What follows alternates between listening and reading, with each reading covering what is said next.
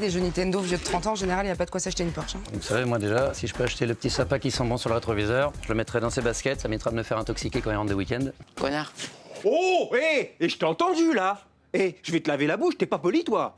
Non, je suis HPI. Attention, parce que moi aussi je suis HPI, haut potentiel d'infanticide.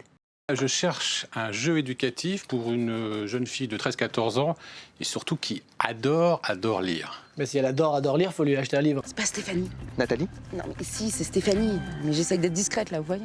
Ok, c'est pour ça les lunettes, la casquette, ça fait un peu Jason Bourne, en mode secret.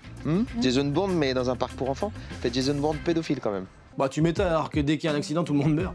Mais c'est dommage qu'il n'y en ait pas 3-4 quand même dans le ciel. Avec des oiseaux qui les feraient flotter. Ah non, ce serait de l'exploitation animale. À moins que tu les payes en graines. Non, c'est de l'exploitation agricole. Du coup, je pense que je serais à ma place. Dans un asile. Bonjour madame.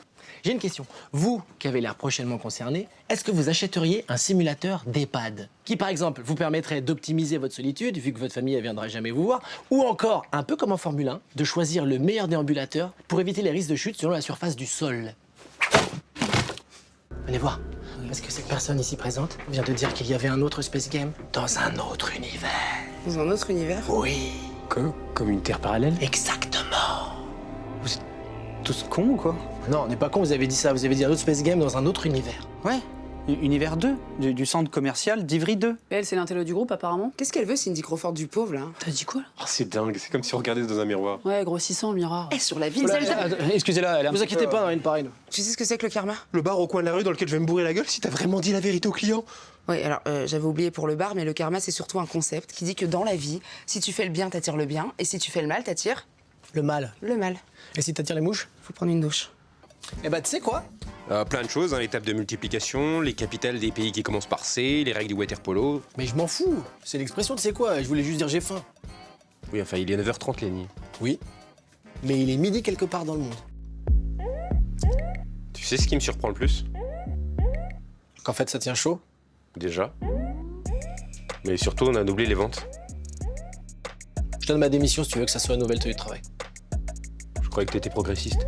Qu'est-ce que vous avez comme jeu qui peut se jouer à deux pour la Saint-Valentin? Mettez ça.